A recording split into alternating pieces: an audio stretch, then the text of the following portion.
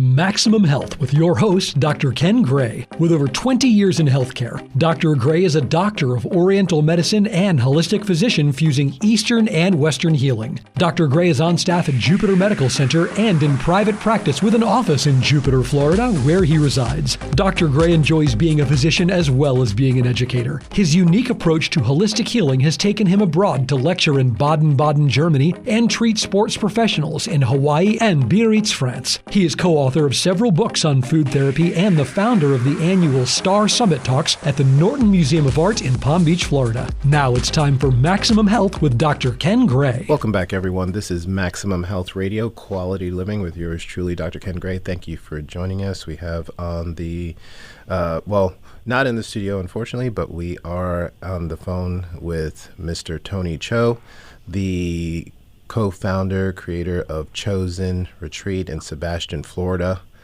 and who I will have the pleasure of seeing in person soon and touring the retreat. And I've heard so many great things, read so many great things about what is going on there, but we're going to get some history. We're going to talk about the importance of restoration of self and reconnecting with nature and how the two are very much important parts of the same coin. Thank you, Mr. Cho, for joining us today. Thank you, Dr. Ken. How are you? It's great to be here. Yeah, I'm awesome. I'm just, thinking, this is what I need to be thinking about right now. Yeah, we all are starting to think more and more about how health is wealth, right? Mm-hmm. Especially in a state where there's so much financial wealth, how much actual physical and spiritual and environmental health are we all experiencing? And it's been a theme of my life, for a long time, but now it's becoming more acute and more important every day as we witness kind of the destruction of our habitat externally in wild Florida and kind of the erosion of our mental, spiritual, and physical well-being because of the lifestyle that we've found ourselves in and the society that we've created that's not optimizing for health and well-being, right? Yeah. And I think a lot of that information and the crux of that discussion is becoming more available to people these days, especially with social media and various authorities kind of just accepting the fact that, we've dug ourselves in a hole. There was a choice, right? A collective choice to choose quantity over quality, greed over need, these typical sort of human, childish things that we're hopefully evolving out of, is restoring that whole idea that, hey, to be healthy is really not an expensive proposition. It only becomes so when we spend most of our lives, subscribing to various unhealthy habits and medications and chemical-based dependencies, whatever that might be, prescription meds and so forth and so on, that may or may not be needed at the time, right? So we do the things for the quick fix. We have the microwave, meals. We have all these quick things which quickly, not so much slowly anymore, but quickly chip away at our health. And now realizing, like we just started with this whole conversation about nature. Nature is generally free. It's only becoming expensive because of us, right? We've deteriorated so much of the earth. We're in an actual era called the Anthropocene era, which is the first era you can trace to the actual change of the earth being created by human involvement. So prior to that, the earth was was what it was, and there was all these eras, but we have actually effectively deteriorated and affected the earth in such a negative manner that we're now in a different era because of that. So it's absolutely, and you're right on. And I think it was 2020 that we surpassed the amount of natural land versus developed land by human development and settlement, which raises the alarm bells of and the work that I'm doing with Future of Cities and regenerative placemaking is how we design places that have to be in balance with nature and with culture, right. And with community, and really getting all of those things together, because we've gone over the edge, and I think that there's some things that can be repaired and other things that can't, but I think that it all starts with the self. This is a human condition that we've created.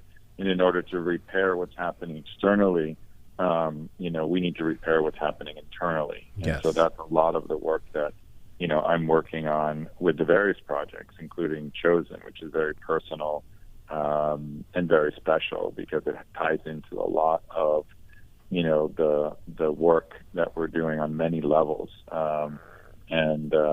It's just, it's powerful to witness kind of the transformation that happens when you create safe environments in nature.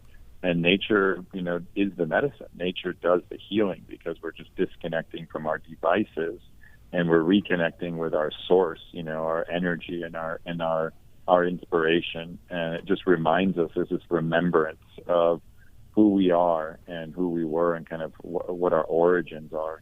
And so I think a lot of that has to do with reconnecting with your roots and with your place. I was born in Sebastian.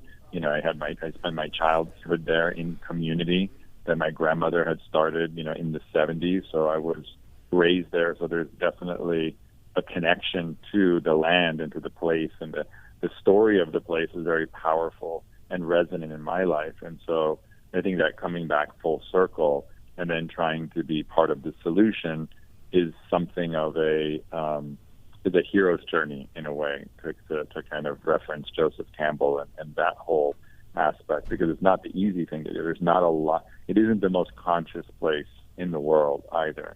Florida or Central Florida are the most, advanced in terms of, thinking around these types of things. And yet there are a lot of people who are aligned around wildlife and land conservation and clean water. And, we lost half of our manatee population last year with agricultural runoff and pollution that's all man-made. We can't say that it was caused by anything else.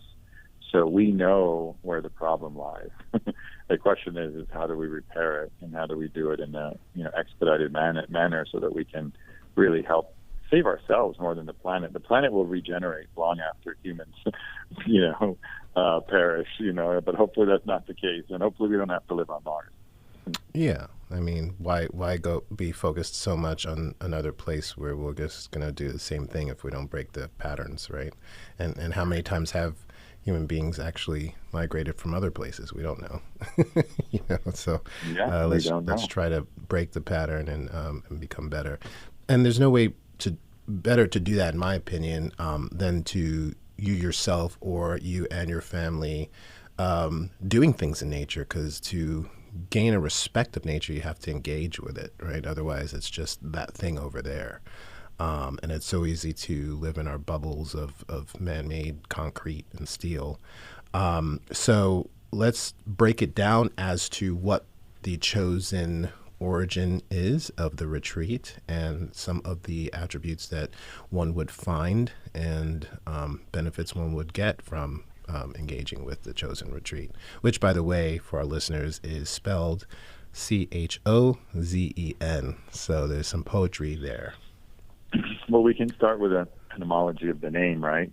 ChoZen comes from my last name, right? I'm Tony Cho, and Zen, of course, is around kind of some of the philosophy that we've studied and some of the inspiration from Japan, really, in Japanese culture, and many of the different philosophies around forest bathing and ikigai and wabi-sabi, the perfection of imperfection of what nature is and kind of how nature exists. And so I think it's a play on words, and often there's certain traditions that consider themselves chosen or chosen by the divine, etc. And I think so. There's many different meanings behind kind of the origin of the name of ChoZen. I think there's a lot of gravitas in a name because it really speaks to what it represents. But really, it's a lifestyle that people either choose or they get chosen. And so it's kind of this mutualism. This concept of mutualism is choosing a path that's in balance with nature and in right relationship with community. And that's kind of the philosophy around it, not to, be a religion and not to be a dogma, but really an individual journey that guides people to their own inner nature and to the nature that surrounds them, and kind of having an awareness around it. So And my wife, Jimena, who is an amazing visionary as well, that has been a very big part of the co-creation of ChoZen on all levels, philosophically, and the work that she's done with a lot of indigenous tribes and natural medicines and things like that coming from nature has been a big influence on kind of our work through our family foundation. And ChoZen combines all of those things, indigenous wisdom and really honoring the people of the past, the Ais indigenous who occupied this land, who were, slaughtered when the Spanish came over, and kind of that whole history there, and kind of remembering the past and the history of our ancestors and kind of how they lived in balance with nature. And it was a big fishing culture back then, and it's a big fishing culture now. It's a big part of Sebastian's economic driver. The inlet, is a place where people come from all over to surf, and fishing is really abundant. Lots of farms. Indian River County is basically known for its citrus globally, and agriculture has been, diminishing in the state of Florida for a number of reasons. Pests like the white fly, and mostly now from the demand for development, which is, to put tract homes everywhere as quickly as possible, as cheaply as possible, without regard to the natural environment. And that is just a runaway train that is biting us in the butt already. So I think this is what ChoZen presents, is a pristine area. We have 40 acres now on a 22,000. Yeah, that's what I was going to ask, is how many acres have you been able to preserve for this purpose? Well, we have 40 acres within our master plan, and half of that is in permanent conservation, wetland conservation, but we're on a 22,000 acre nature preserve. Beautiful. That's part of a larger network called the Florida Wildlife Corridor, which is connecting all the wild places in Florida. And we were a co-producer of the film Path of the Panther with Carlton Ward, the Nat Geo photographer and filmmaker, who released that film last year on Disney Plus, with the explicit intention to raise awareness around wild Florida and the Florida Wildlife Corridor, with a mission to conserve 1 million acres by 2030, on top of the 10 million acres that have already been put into conservation. And there's a total of 18 million acres that is targeted for conservation throughout the state, which would be a big accomplishment. And of course, that flies in the face of, development and suburban sprawl, and kind of what has been the economic engine for Florida, particularly post-pandemic, when we saw this major influx of capital into the state, and kind of without a lot of intention or thoughtfulness behind kind of regional planning and bioregional planning and what's going to be a more regenerative way. So I think ChoZen is preserved. It's wild Florida. It's pristine.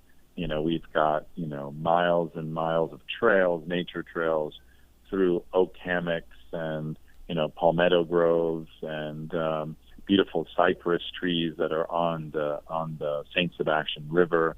And the St. Sebastian River and Indian River is the most biodiverse lagoon system in North America, with 10,000 species of flora and fauna and 26 endangered species there, including the bald eagle and the Florida panther, which has been seen on our site over the years a few times, which are very elusive creatures that are very hard to see. Yeah. And so when people come to ChoZen, when it's a smaller group, it's easier to kind of engage with wildlife. You start to realize that we're not the only species there. It's not only about humans, Homo sapiens. It's about this ecosystem of other, species that our ecosystem for balance relies on. The coyotes and, the invasive wild pigs that we have on the preserve. We have deer. We've got hundreds of bird species. We're in a bird sanctuary. It's the birding capital of North America, which I didn't even realize growing up as a kid. You take a lot of these things for granted, and then as you lose these wild places and these species in great numbers, you start to value it more and more. Like you said, it becomes more and more valuable. So we call ChoZen a camp for the humanity of the future, because it is a campsite. We have glamping and camping, and we want people to connect with nature, but in a comfortable and safe way, and also in an easily accessible way. It's not a religious, place. It's not a you could argue nature is spiritual, but everybody engages it with it or calls it something different. It's just nature. It's just our essence. It's just who we are, our own nature. We've separated through cities and buildings ourselves from nature. And we have to get back to the idea that we're part of nature. We're not apart from nature. And, cities have separated us from nature. And so ChoZen is a rewilding project. We're rewilding our minds and going back to when we coexisted for a brief time, even if it's for a weekend or 3 days or 5 days, of when, we existed with other animals in the wild, not in a zoo. Mm. The, going back to the bird watching, it's true. I started looking at that, especially with my wife, after seeing the movie The Big Year with Steve Martin and Jack Black, kind of a comedy and really a wonderful story. But that's, like one of the many, many beautiful things about our flora and fauna is the diversity that you can find here. Looking back at a few things. One, you mentioned your wife's influence and a bit of her heritage. What's your heritage and your influence that has created within you your passion for all of this? So I'll start with my wife. My wife, Jimena, is Colombian from Bogota, and she's been in the States. She's been in Florida since she was 11, so she went to school here.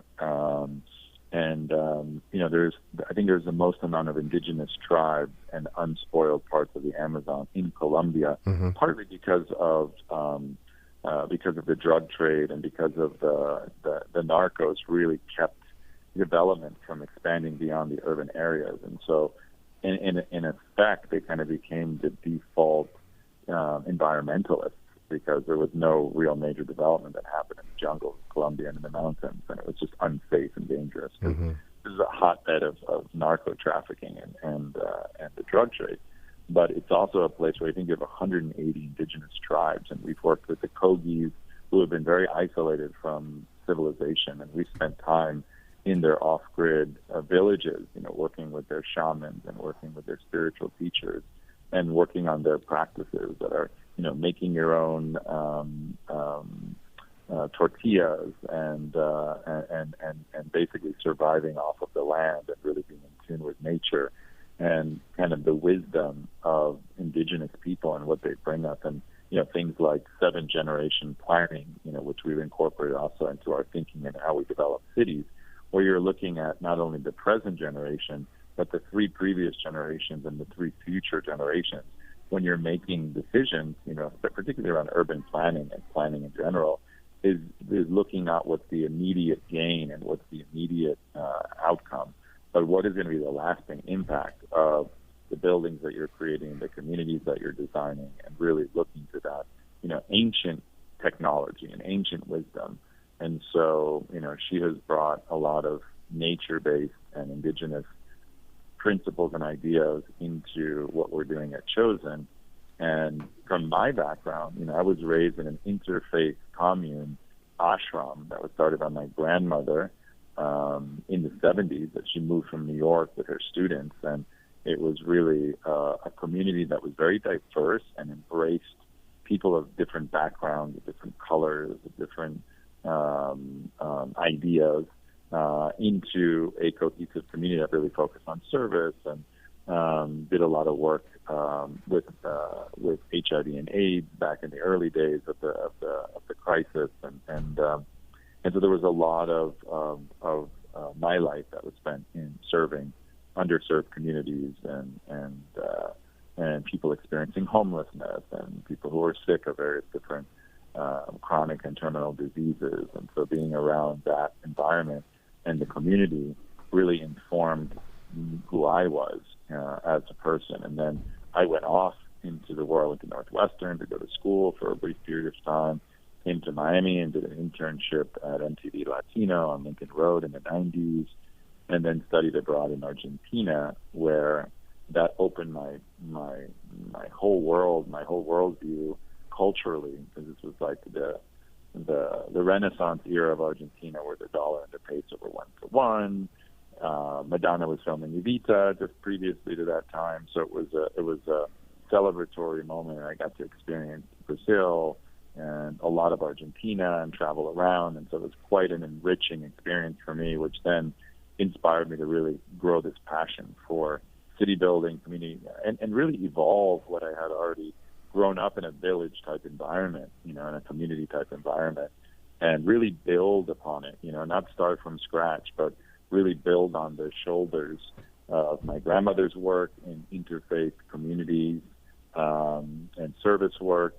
And then my brother and sister, after my grandmother passed away, came back and started Sustainable Kashi, which was an eco-village and permaculture program. And they had planted, hundreds of fruit trees, and there were woofers, organic work exchange apprentices essentially living on site and helping to cultivate the land and build some of the first gardens. And so all of these things are inspiration for the next generation to pick up the baton. So what I've endeavored to do is really honor the history and honor the past while bringing us to the present and planning for the future.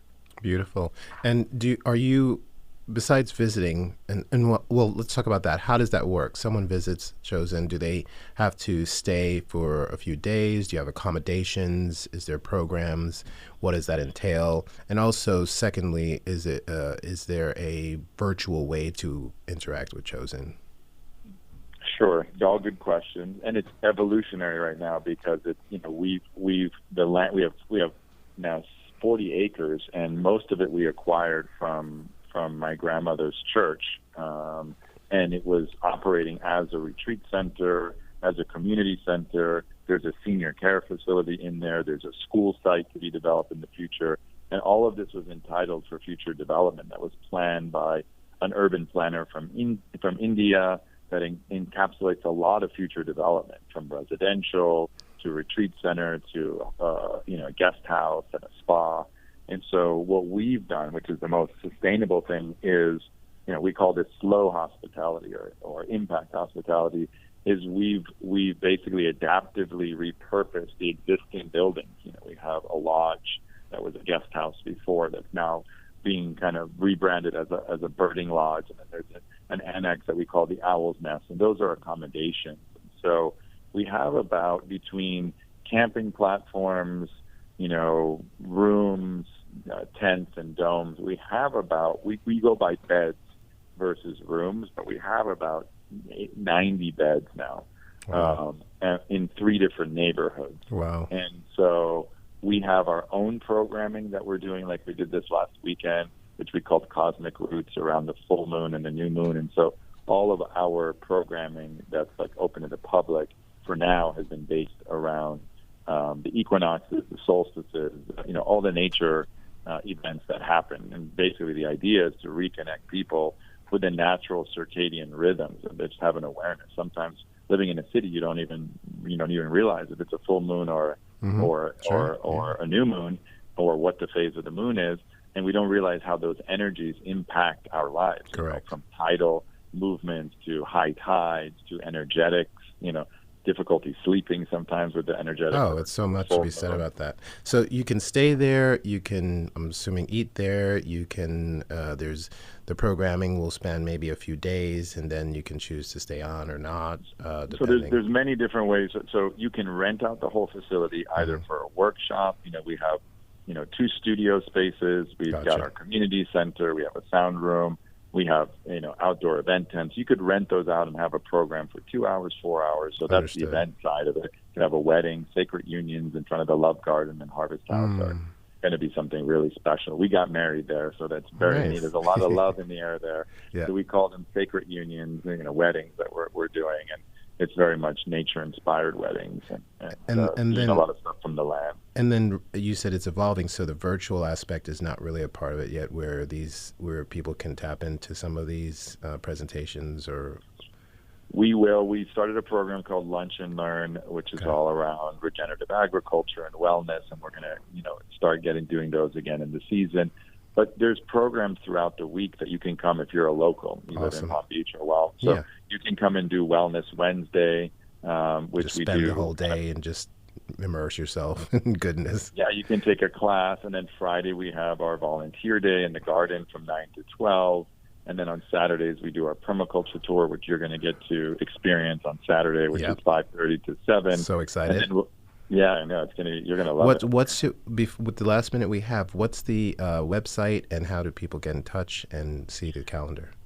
So ChoZenRetreat.com, and then on Instagram at Live Chosen, you can see kind of the activity of what's happening, promotions that are happening. We have a farmers market that's launching October the 13th. That's going to be a statewide artisan market that's going to take the best of the best and really help create and promote small, independent artisan and craft businesses. Awesome. Live music. You could stay for the whole weekend for that artisan market weekend. So they'll be celebrating all the local riches of arts and crafts and farmers and local purveyors, and really supporting independent, small, and hyper local. Sounds beautiful, like a beautiful day. And just for the listeners that may have missed it, it is ChoZen retreat.com. Just very important. And so, Mr. Tony Cho, thank you for this time. This has been a lot of good and inspiring work that you're doing, and providing a place for people to come and forest bathe, which is, originated, I think, to my knowledge, in Japan, and something that we promote on something I've co-founded called the Vel Health app, and part of this show's ability to be on the air. But we will be visiting you with Max Health Rides, so that's on Instagram. So for those of you that want to see ChoZen, there's many ways to do so online. They have wonderful videos, and they're part of documentaries, as Mr. Cho has said. But we will also be visiting as part of Max Health Rides, which is a wonderful journey up the coast. And we will stop there and spend some very valuable time. And so look out for us on Instagram through @Max Health Rides. And this has been another Maximum Health Quality Living with yours truly, Dr. Ken Gray, and all of the podcasts have us on there. So thank you for your support. But if you haven't listened to all of the show, you can do so via the podcast. Mr. Cho, thank you. This has been amazing. Thank you, Dr. Ken. I look forward to seeing you on Saturday. Yes. See you soon.